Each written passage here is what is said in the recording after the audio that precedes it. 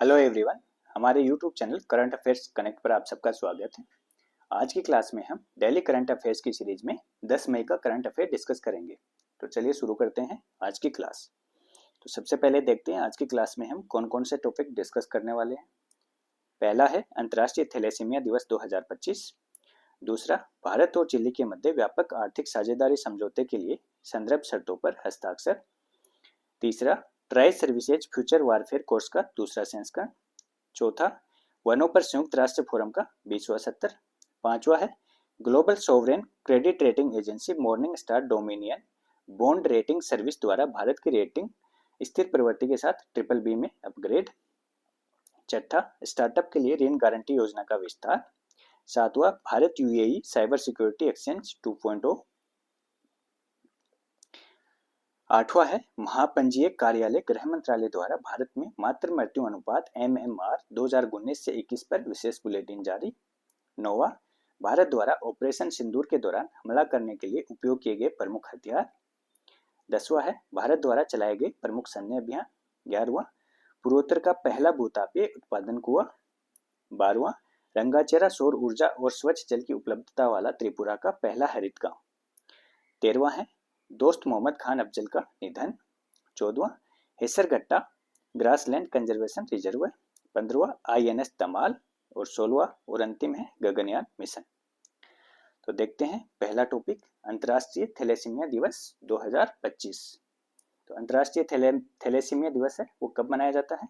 तो प्रतिवर्ष 8 मई को मनाया जाता है अंतर्राष्ट्रीय थैलेसीमिया दिवस।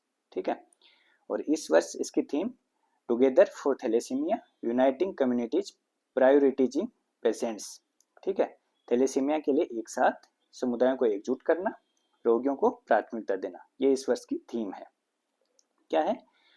थैलेसीमिया के लिए एक साथ समुदायों को एकजुट करना और रोगियों को प्राथमिकता देना, ये इस वर्ष की थीम रखी गई है। थैलेसीमिया होता क्या है? तो थैलेसीमिया एक आनुवंशिक ऑटोसोमल रिसेसिव विकार है जो माता या पिता दोनों में से किसी एक या दोनों से विरासत में मिलता है। ठीक है, ये एक आनुवंशिक ऑटोसोमल रिसेसिव विकार है। ठीक है, तो जेनेटिक है। ये आनुवंशिक उत्परिवर्तन के कारण लाल रक्त कोशिकाओं को प्रभावित करता है। इसमें कौन प्रभावित होता है? लाल रक्त कोशिकाएं प्रभावित होती हैं।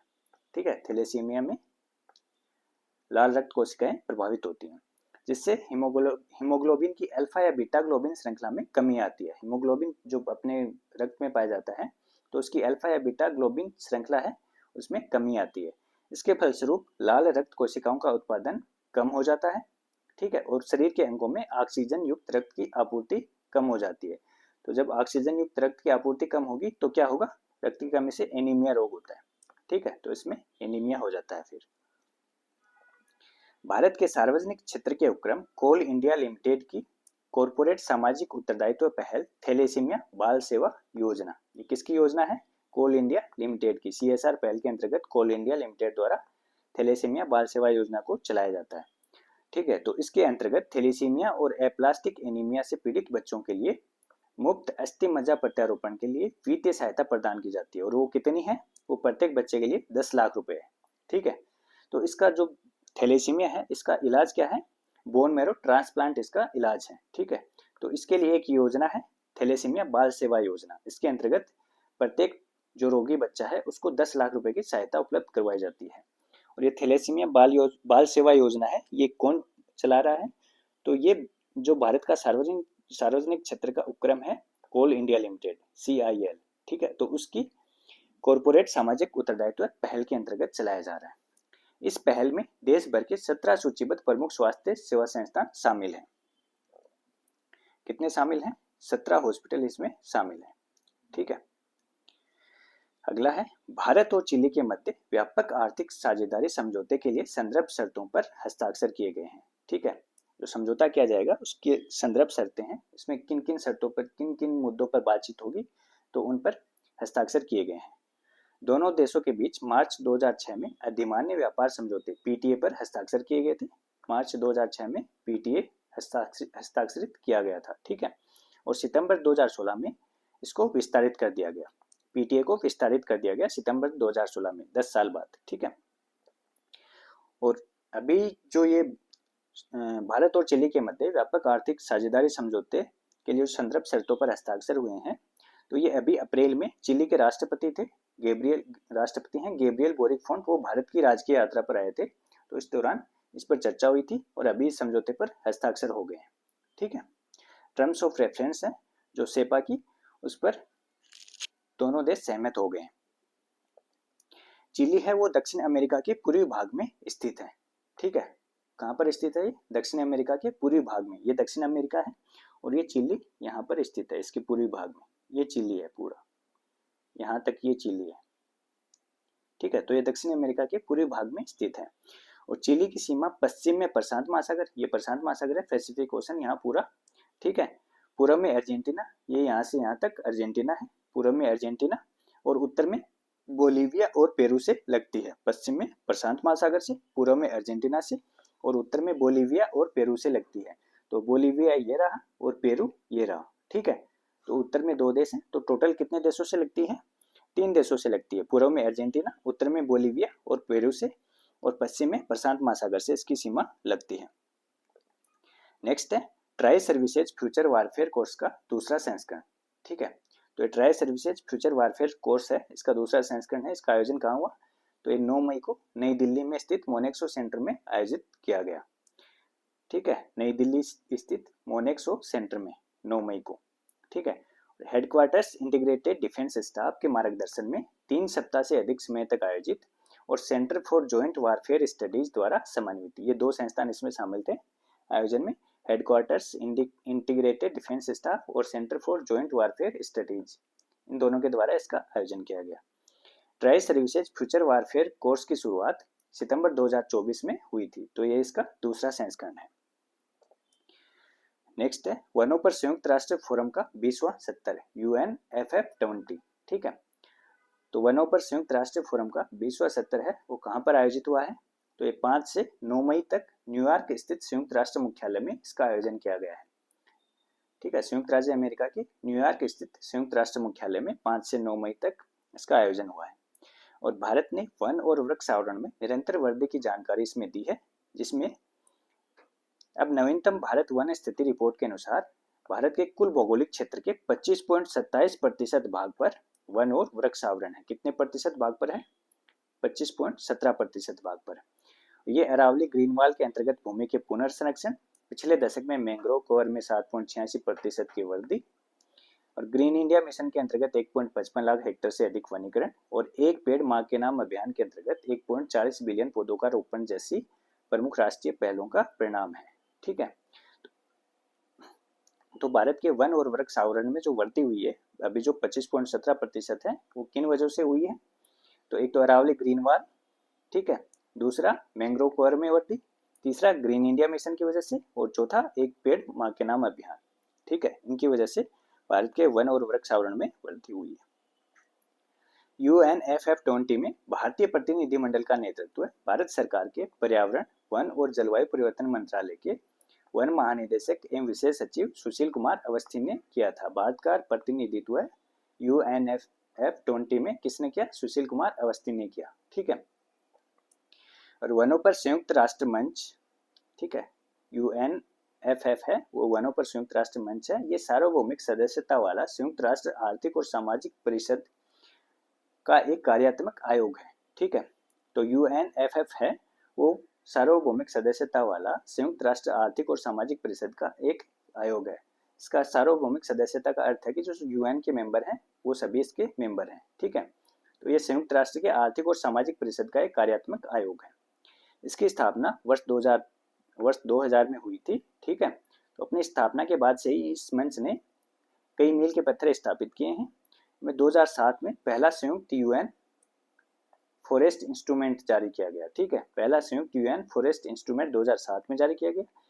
2015 में वैश्विक वन वित्तपोषण सुविधा नेटवर्क GFFN, ठीक है, वैश्विक वन वित्तपोषण सुविधा नेटवर्क 2015 में स्थापित किया गया। और 2017 में वनों के लिए पहली संयुक्त राष्ट्र रणनीतिक योजना 2030 और इसके 6 वैश्विक वन लक्ष्यों को अपनाना इसमें अपनाया गया। ठीक है, तो जो पहली संयुक्त राष्ट्र रणनीतिक योजना 2030 है वो 2017 में अपनाई गई। ठीक है, और इसके 6 वैश्विक लक्ष्य इसमें स्वीकार किए गए। अब वनों के लिए संयुक्त राष्ट्र रणनीतिक योजना 2017 से 30 के बारे में देखते हैं। तो ये योजना है, इसको 27 अप्रैल 2017 को संयुक्त राष्ट्र महासभा द्वारा अपनाया गया। वनों के लिए संयुक्त राष्ट्र रणनीतिक योजना 2017 से 30 को 27 अप्रैल 2017 को संयुक्त राष्ट्र महासभा द्वारा अपनाया गया। इस रणनीतिक योजना में 6 वैश्विक वन लक्ष्य, कितने 6 वैश्विक वन लक्ष्य और 26 संबद्ध लक्ष्य शामिल हैं। 6 मुख्य लक्ष्य हैं जो वैश्विक वन लक्ष्य हैं और 26 संबद्ध लक्ष्य शामिल हैं, जिन्हें 2030 तक प्राप्त किया जाना है। कब तक प्राप्त किया जाना है? वर्ष 2030 तक। और ये स्वैच्छिक और सार्वभौमिक है, ठीक है, ये बाइंडिंग नहीं है, स्वैच्छिक है और सार्वभौमिक मतलब सभी के लिए है, ठीक है। इसमें 2030 तक विश्व भर में वन क्षेत्र को 3% बढ़ाने का लक्ष्य रखा गया है। कितना लक्ष्य है? 3%। वन क्षेत्र को 3% बढ़ाने का लक्ष्य रखा गया है, ठीक है, जो 120 मिलियन हेक्टेयर की वृद्धि को दर्शाता है। 3% की वृद्धि या 120 मिलियन हेक्टेयर की वृद्धि, ठीक है, और ये फ्रांस के क्षेत्रफल से 2 गुना है। इसको वर्ष 2030 तक प्राप्त किया जाना है, 3% वृद्धि को वन क्षेत्र में, ठीक है। तो ये है वनों के लिए संयुक्त राष्ट्र रणनीतिक योजना 2017 से 30। अगला है global sovereign credit rating agency morning star dominion bond rating service DBRS द्वारा भारत की रेटिंग स्थिर प्रवृत्ति के साथ BBB में अपग्रेड कर दी गई है, ठीक है। BBB में स्थिर रेटिंग स्थिर प्रवृत्ति के साथ BBB में अपग्रेड कर दी गई है। तो भारत की जो अल्पकालिक विदेशी और स्थानीय मुद्रा जारीकर्ता रेटिंग है उसको भी स्थिर प्रवृत्ति के साथ R2 मध्यम से बढ़ाकर R2 उच्च कर दिया गया है। और इसके लिए कौन कौन से कारक उत्तरदायी हैं? तो एक तो भारत ने बुनियादी ढांचे में निवेश किया है, ठीक है। दूसरा डिजिटलीकरण आदि के माध्यम से भारत के संरचनात्मक सुधार, ठीक है, वो इसके लिए उत्तरदायी है। अगला है राजकोषीय समेकन, ऋण और घाटे दोनों में कमी, ठीक है। तो राजकोषीय समेकन और निरंतर उच्च विकास, वित्त वर्ष 2022 से 25 के दौरान 8.2% की औसत GDP वृद्धि, निरंतर उच्च विकास और राजकोषीय समेकन, ठीक है, ये दोनों। नेक्स्ट है व्यापक आर्थिक स्थिरता, जिसमें स्थिर मुद्रास्फीति, सीमाबद्ध विनिमय दर और मजबूत बाहरी संतुलन, ठीक है, ये सब शामिल हैं। और लास्ट है उच्च पूंजी पर्याप्तता उच्च पूंजी पर्याप्तता अनुपात और 13 साल के निचले गैर निष्पादित ऋणों के साथ अच्छी तरह से पूंजीकृत बैंकों की विशेषता वाली एक स्थायी बैंकिंग प्रणाली। तो ये जो क्रेडिट रेटिंग अपग्रेड हुई है इंडिया की स्थिर प्रवृत्ति के साथ BBB में अपग्रेड हुई है, उसके लिए ये सब कारक जिम्मेदार हैं। नेक्स्ट है स्टार्टअप के लिए ऋण गारंटी योजना का विस्तार। स्टार्टअप के लिए जो ऋण गारंटी योजना CGSS चलाई जा रही है, तो उसका अभी सरकार ने विस्तार कर दिया है। तो क्रेडिट गारंटी योजना CGSS के अंतर्गत प्रति उधारकर्ता गारंटी कवर की सीमा 10 करोड़ से बढ़ा करके कितनी कर दी गई है? 20 करोड़ कर दी गई है। 10 करोड़ रुपए से बढ़ा करके 20 करोड़ रुपए कर दी गई है। तो जो 10 करोड़ की राशि है, 10 करोड़ की जो ऋण राशि है, उसके लिए गारंटी कवरेज की सीमा को डिफॉल्ट राशि के 85% और 10 करोड़ से अधिक है उसके लिए गारंटी कवरेज की सीमा को डिफॉल्ट राशि के 75% तक संशोधित किया गया है। अब जो 10 करोड़ की ऋण राशि है, ठीक है, तो उसके लिए गारंटी कवरेज 85% होगा और 10 करोड़ से ज्यादा होगी उसके लिए 75%। 27 चिन्हित चैंपियन क्षेत्रों में काम करने वाले स्टार्टअप के लिए वार्षिक गारंटी शुल्क है, उसमें भी कमी कर दी गई है। जो 27 चिन्हित चैंपियन क्षेत्र हैं उसमें से कोई स्टार्टअप है, ठीक है, तो उसके लिए वार्षिक गारंटी शुल्क है वो 2% से कम करके 1% कर दिया गया है। कितना कर दिया गया है? 2% से घटा करके 1% कर दिया गया है। CGSS को 6 अक्टूबर 2022 को अधिसूचित किया गया था। 6 अक्टूबर 2022 से ये स्टार्टअप के लिए CGSS है, क्रेडिट गारंटी स्कीम, वो प्रारंभ की गई थी और इसका नोडल मंत्रालय है वो वाणिज्य और उद्योग मंत्रालय, भारत सरकार का वाणिज्य और उद्योग मंत्रालय इसका नोडल मंत्रालय है। ये योजना अनुसूचित वाणिज्यिक बैंकों, अखिल भारतीय वित्तीय संस्थानों, गैर बैंकिंग वित्तीय कंपनियों NBFC और सेबी पंजीकृत वैकल्पिक निवेश कोष द्वारा पात्र स्टार्टअप को दिए जाने वाले ऋण साधनों के विरुद्ध गारंटी कवरेज प्रदान करती है। तो जो स्टार्टअप को ऋण दिया जाता है इन संस्थानों द्वारा, तो उसके लिए गारंटी कवरेज प्रदान किया जाता है इसके द्वारा। और इसका उद्देश्य क्या है? कार्यशील पूंजी, सावधि ऋण और उद्यम ऋण जैसे साधनों के माध्यम से संपार्श्विक मुक्त, कोलेटरल मुक्त ऋण वित्त पोषण को अधिक सुलभ बनाना है। ठीक है, तो स्टार्टअप को इजीली फंडिंग अवेलेबल हो जाए, उसके लिए सरकार ने जो CGSS की जो लिमिट थी उसको 10 करोड़ से बढ़ा करके 20 करोड़ कर दिया गया। नेक्स्ट है Bharat UAE cyber security exchange 2.0। ठीक है, तो इसका आयोजन data security council of India और CIO क्लब द्वारा दुबई में किया गया। ठीक है, data security council of India और CIO क्लब द्वारा दुबई में इसका आयोजन किया गया। Bharat UAE cyber security exchange 2.0।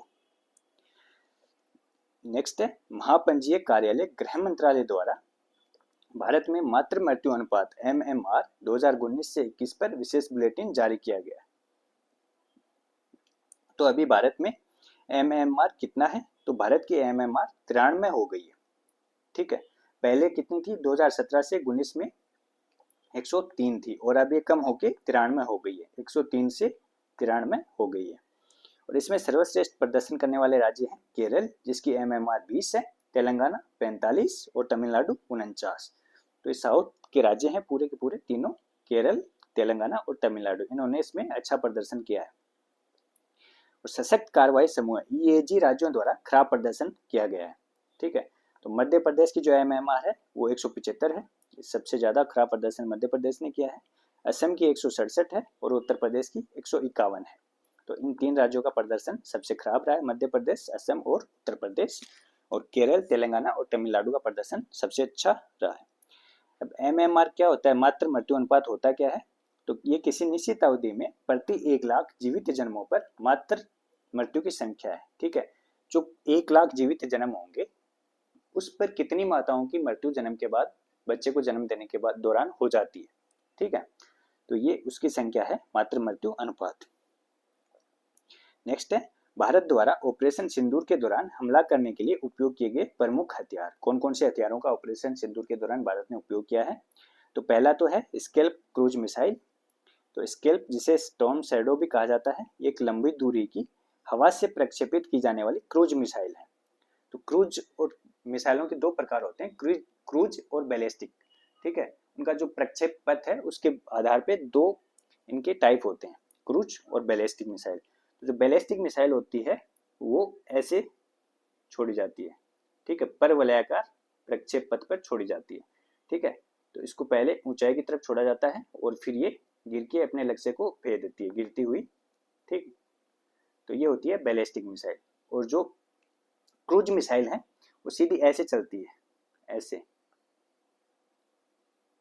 बिल्कुल सीधी चलती है। तो ये होती है, इनमें फर्क होता है प्रक्षेप पथ के आधार पर, इनको लॉन्च करने के तरीके के आधार पर। ठीक है, तो ये क्रूज मिसाइल है स्केल्प, और इसका उपयोग दुश्मन के क्षेत्र में स्थित किलेबंद ठिकानों और महत्वपूर्ण बुनियादी ढांचे जैसे उच्च मूल्य वाले स्थिर लक्ष्यों पर गहराई तक सटीक हमले करने के लिए किया जाता है। ठीक है, तो स्केल्प का प्रयोग किया गया। दूसरा है, और स्केल्प को बनाया किसने है? तो ये यूरोपीय रक्षा फर्म MBDA द्वारा विकसित की गई है। और सामान्यतः राफाल जैसे उन्नत लड़ाकू जेट से इसको लॉन्च किया जाता है। एक क्रूज मिसाइल है। दूसरा है हैमर प्रिसीजन गाइडेड बम।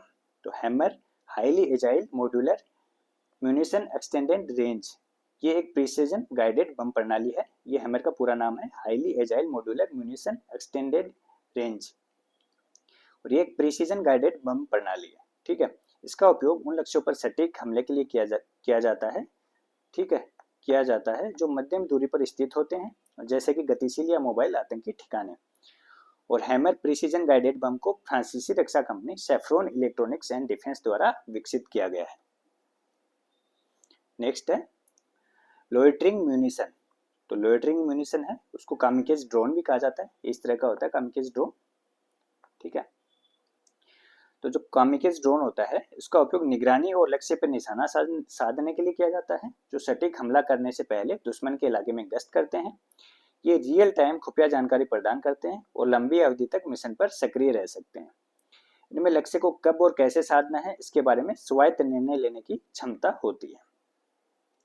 तो ये मुख्य हथियार थे जिनका प्रयोग किया गया भारत के द्वारा। और भारत द्वारा चलाए गए प्रमुख सैन्य अभियान। ठीक है, तो ये भी देख लेते हैं। अभी तो ऑपरेशन सिंदूर चलाया गया, तो ऑपरेशन सिंदूर का तो आप सबको पता ही है। ये पहलगाम आतंकी हमले के बाद पाकिस्तान और पाकिस्तान के कब्जे वाले कश्मीर POK या जिसको POJK भी बोला जाता है, ठीक है, में आतंकी ठिकानों पर जवाबी हमला किया गया ऑपरेशन सिंदूर में, ठीक है। दूसरा है ऑपरेशन बंदर। तो फरवरी 2019 में CRPF के काफिले पर जैश ए मोहम्मद द्वारा किए गए पुलवामा आतंकी हमले के बाद बालाकोट में जैश ए मोहम्मद के प्रशिक्षण शिविर पर हवाई हमला किया गया था, ठीक है। जो सर्जिकल स्ट्राइक की गई थी वो ऑपरेशन बंदर के तहत की गई थी। तीसरा है ऑपरेशन विजय। तो ये मई 1999 कारगिल युद्ध के दौरान पाकिस्तानी सेना द्वारा कब्जा किए गए क्षेत्रों को पुनः प्राप्त करने के लिए प्रारंभ किया गया था। ये कारगिल युद्ध से संबंधित है ऑपरेशन विजय। अगला है ऑपरेशन कैक्टस। तो मालदीव में 1988 में तख्तापलट की कोशिश को विफल करने के लिए भारत द्वारा जो हस्तक्षेप किया गया था वो ऑपरेशन कैक्टस के तहत किया गया था 1988 में मालदीव में। नेक्स्ट है ऑपरेशन पवन और ऑपरेशन पूमलाई। तो ये 1987 से 1990 तक श्रीलंका में जो शांति सेना भेजी गई थी, ठीक है, तो उनके मिशन थे ऑपरेशन पवन और ऑपरेशन पूमलाई।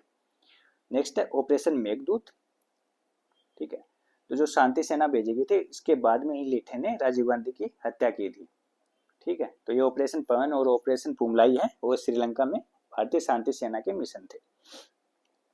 ऑपरेशन मेघदूत ये भारतीय सेना द्वारा अप्रैल 1984 में सियाचिन पर सामरिक ऊंचाइयों को सुरक्षित करने के लिए प्रारंभ किया गया था, ठीक है। वहां की चोटियों पर सेना तैनात की गई। सियाचिन है वो सबसे ऊंचा और सबसे दुर्गम जो सेना का बेस है वो है, ठीक है, जहां पर सेना तैनात है। तो 1984 में भारतीय सेना वहां पर तैनात की गई ऑपरेशन मेघदूत के तहत। नेक्स्ट है ऑपरेशन जैकपॉट। तो 1971 में बांग्लादेश मुक्ति युद्ध के दौरान पूर्वी पाकिस्तान के भीतर पाकिस्तानी सेना से मुकाबला करने के लिए बंगाली सेना, पूर्वी पाकिस्तान राइफल, पुलिस और नागरिक स्वयंसेवकों को परिचालन और रसद सहायता, प्रशिक्षण और उपकरण उपलब्ध करवाने के लिए ऑपरेशन जैकपॉट को प्रारंभ किया गया था। अगला है ऑपरेशन कैक्टस लिली। तो ये भी बांग्लादेश युद्ध से संबंधित है 1971 के, और मेघना हेली ब्रिज या मेघना क्रॉसिंग के नाम से भी इसको जाना जाता है। दिसंबर 1971 में बांग्लादेश मुक्ति युद्ध के दौरान मेघना नदी को पार करने और ढाका पहुंचने के लिए भारतीय सेना और भारतीय वायुसेना द्वारा चलाया गया, ठीक है। तो एक हवाई हमला किया गया इसके अंतर्गत। ऑपरेशन कैक्टस लिली है वो भी बांग्लादेश युद्ध से संबंधित है 1971 में। ये इसके अंतर्गत भारतीय सेना और वायुसेना ने हवाई हमला किया था मेघना नदी को पार करके, ठीक है। नेक्स्ट है ऑपरेशन एबलेज और ऑपरेशन रीडल। तो भारत द्वारा 1965 के भारत पाक युद्ध के दौरान ये दोनों ऑपरेशन चलाए गए थे, ऑपरेशन एबलेज और ऑपरेशन रीडल 1965 के भारत पाक युद्ध से संबंधित। नेक्स्ट है पूर्वोत्तर का पहला भूतापीय उत्पादन कुआं, ठीक है। तो ये कहाँ पर खोदा गया है? तो ये अरुणाचल प्रदेश के दिरांग में पूर्वोत्तर भारत का पहला भूतापीय उत्पादन कुआं है वो खोदा गया है। इसको पृथ्वी विज्ञान और हिमालय अध्ययन केंद्र द्वारा प्रारंभ किया गया है, CESHS द्वारा प्रारंभ किया गया है। CESHS Norwegian geotechnical institute Oslo Norway, Icelandic भूतापीय फ्रेम जियोट्रोपी EHF और गुवाहाटी बोरिंग सर्विस की ड्रिलिंग टीम के बीच अंतर्राष्ट्रीय वैज्ञानिक सहयोग का परिणाम है। तो इसको इन 3 इंस्टीट्यूट के द्वारा खोदा गया है, ठीक है। पृथ्वी विज्ञान और हिमालय अध्ययन केंद्र CESHS Norwegian geotechnical institute Oslo Norway और आइसलैंडिक भूतापीय फ्रेम जियोट्रोपी EHF और गुवाहाटी बोरिंग सर्विस, ये 4 संस्थान है इसमें, ठीक है। 3 नहीं 4 संस्थान है इसमें। तो इन्होंने ड्रिलिंग की है और ये अरुणाचल प्रदेश के दिरांग में खोदा गया है। भूतापीय ऊर्जा क्या होती है? तो भूतापीय ऊर्जा है वो पृथ्वी से प्राप्त उष्मा ऊर्जा है। भू पृथ्वी प्लस तापीय उष्मा, तो ये पृथ्वी से प्राप्त उष्मा ऊर्जा है। और जो भूतापीय प्रौद्योगिकी है वो इस ऊर्जा उष्मा को प्रत्यक्ष हीटिंग और कूलिंग के लिए निकालती है या इसे बिजली में परिवर्तित करती है। ये आंतरिक उष्मा तापीय ऊर्जा रेडियोधर्मी अक्षय और पृथ्वी के निर्माण से होने वाली निरंतर उष्मा हानि से उत्पन्न होती है, ठीक है। तो यह आंतरिक उष्मा या तापीय ऊर्जा है वो रेडियोधर्मी पदार्थों के क्षय और पृथ्वी के निर्माण से होने वाली निरंतर उष्मा हानि से उत्पन्न होती है। नेक्स्ट है रंगाचेरा सौर ऊर्जा और स्वच्छ जल की उपलब्धता वाला त्रिपुरा का पहला हरित गांव। तो त्रिपुरा का पहला हरित गांव कौन सा है? रंगाचेरा है। त्रिपुरा की सरकार ने मोहनपुर उपखंड के अंतर्गत रंगाचेरा गांव में एक सौर संयंत्र और सौर आधारित जल शोधक प्रणाली को प्रभावी ढंग से स्थापित किया है। और हरित गांव के कार्यान्वयन प्राधिकरण किसके द्वारा किया जा रहा है? इसका क्रियान्वयन त्रिपुरा अक्षय ऊर्जा विकास एजेंसी ट्रेडा ने रंगाचेरा ग्राम पंचायत में एक पायलट परियोजना शुरू की है। 1.23 करोड़ रुपए की लागत से परियोजना को लागू करने वाले ट्रेडा ने हरित गांव की इस अनूठी अवधारणा को साकार करने के लिए घरों में सौर घरेलू लाइट भी प्रदान की है। और त्रिपुरा राज्य विद्युत निगम लिमिटेड के ग्रिड से जुड़े सौर संयंत्र के साथ अतिरिक्त ऊर्जा राज्य ग्रिड में स्थानांतरित हो जाती है और ग्रामीणों को आवश्यक बिजली की आपूर्ति की जाती है। तो रंगाचेरा त्रिपुरा का पहला हरित गांव है। नेक्स्ट है दोस्त मोहम्मद खान अफजल का निधन हो गया। तो ये पूर्व भारतीय फुटबॉल खिलाड़ी थे और जकार्ता में 1962 एशियाई खेलों में स्वर्ण पदक जीतने वाली टीम का हिस्सा थे। तो दोस्त मोहम्मद खान अफजल कौन थे? ये पूर्व भारतीय फुटबॉल खिलाड़ी थे। नेक्स्ट है हेसरघट्टा ग्रासलैंड कंजर्वेशन रिजर्व है। तो अभी कर्नाटक सरकार द्वारा वन्य जीव संरक्षण अधिनियम 1972 की धारा 36A के तहत इसको कंजर्वेशन रिजर्व घोषित किया गया है।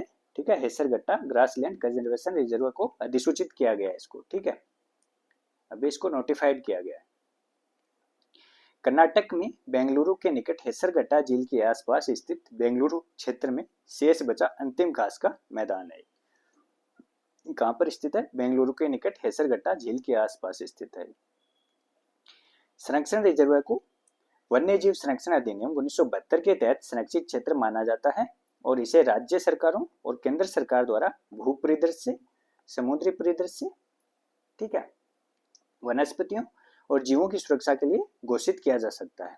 राज्य सरकार और केंद्र सरकार दोनों इसको घोषित कर सकती है वन्य जीव संरक्षण अधिनियम 1972 के अंतर्गत। ये आमतौर पर स्थापित राष्ट्रीय उद्यानों, वन्यजीव अभयारण्यों और भारत के आरक्षित और संरक्षित वनों के बीच बफर जोन या कनेक्टर और माइग्रेशन कॉरिडोर के रूप में कार्य करते हैं। ठीक है, तो भारत के जो राष्ट्रीय उद्यान है या वन्यजीव अभयारण्य हैं या आरक्षित और संरक्षित क्षेत्र हैं, तो उनके बीच बफर जोन या कनेक्टर या माइग्रेशन कॉरिडोर के रूप में ये कार्य करते हैं। नेक्स्ट है INS तमाल। भारत को रूस द्वारा क्रिवाक 3 श्रेणी के सौदे के तहत निर्मित दूसरा उन्नत स्टील्थ फ्रिगेट INS तमाल प्राप्त होने वाला है। ठीक है, और INS तमाल है वो 3900 टन का एक उन्नत स्टील्थ फ्रिगेट है जिसे 2016 में भारत के क्रिवाक 3 श्रेणी के सौदे के हिस्से के रूप में रूस में बनाया गया है।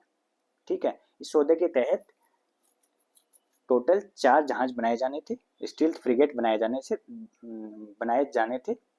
ठीक है, उनके 4 के लिए समझौता हुआ था जिसमें 2 का निर्माण रूस में किया जाना था और 2 का निर्माण भारत में प्रौद्योगिकी हस्तांतरण के तहत किया जाना था। तो ये INS तुशील का सहयोगी जहाज है जिसे दिसंबर 2024 में कमीशन किया गया था। तो INS तमाल और INS तुशील को रूस में बनाया गया है इस समझौते के अंतर्गत। भारत रूस रक्षा सहयोग के तहत संयुक्त परियोजना के अंतर्गत यंतर शिपयार्ड कलिनिनग्राद रूस में इनका निर्माण किया गया है। ठीक है, यंतर शिपयार्ड कलिनिनग्राद रूस में इनको निर्मित किया गया है। 4 फ्रिगेट अनुबंध का हिस्सा है जिसमें 2 रूस में निर्मित और 2 प्रौद्योगिकी हस्तांतरण के साथ गोवा शिपयार्ड में निर्माणाधीन है। ठीक है, स्टील्थ प्रौद्योगिकी BrahMos supersonic cruise missile, steel सतह से हवा में मार करने वाली मिसाइलें, पनडुब्बी रोधी टॉर्पीडो और रॉकेट हथियार प्रणालियों से ये जहाज लैस है और इसकी अधिकतम गति है वो 30 नॉट से अधिक है। ठीक है, और पनडुब्बी रोधी युद्ध और हवाई पूर्व चेतावनी के लिए कामोव 28 और कामोव 31 हेलीकॉप्टर है वो उसको भी ले जाने में कैरी करने में सक्षम है। ठीक है, तो इसका भी संचालन करने में ये सक्षम है, हेलीकॉप्टर भी इस पे तैनात किया जा सकता है। अगला है गगनयान मिशन। तो भारत के पहले मानव अंतरिक्ष मिशन गगनयान को अब वर्ष 2027 की पहली तिमाही में लॉन्च किया जाएगा। ठीक है, वर्ष 2027 की पहली तिमाही में कब लॉन्च किया जाएगा? 2027 में लॉन्च किया जाएगा। दूसरा परीक्षण यान मिशन TVD2 2025 के अंत में निर्धारित है और दूसरे परीक्षण वाहन मिशन TVD2 के बाद गगनयान की मानव रहित कक्षीय उड़ानें होंगी। ठीक है, और उसके बाद में वर्ष 2027 में पहला मानव अंतरिक्ष मिशन गगनयान है उसको लॉन्च किया जाएगा। इसके अंतर्गत गाइनोइड महिला रोबोट व्योममित्र, ठीक है, उसको गगनयान का पहला मानव रहित मिशन है उसके अंतर्गत भेजा जाएगा अंतरिक्ष में, व्योममित्र को। ठीक है, और गगनयान मिशन का उद्देश्य 3 सदस्यों के चालक दल को 3 दिन के मिशन के लिए 400 किलोमीटर पृथ्वी की निचली कक्षा में भेजकर भारत की मानव अंतरिक्ष उड़ान क्षमता का प्रदर्शन करना और भारतीय समुद्री जल में उतारकर उन्हें सुरक्षित रूप से पृथ्वी पर वापस लाना, ये इसका उद्देश्य है। और गगनयान मिशन है उसको मार्क 3 LVM-3 का उपयोग करके प्रक्षेपित किया जाएगा। ये इसका प्रक्षेपण यान है मार्क 3 LMV-3। तो ये थी आज की क्लास। अगर आपको क्लास पसंद आई हो तो शेयर, सब्सक्राइब और लाइक जरूर कीजिए। मिलते हैं अगली क्लास में। Thank you.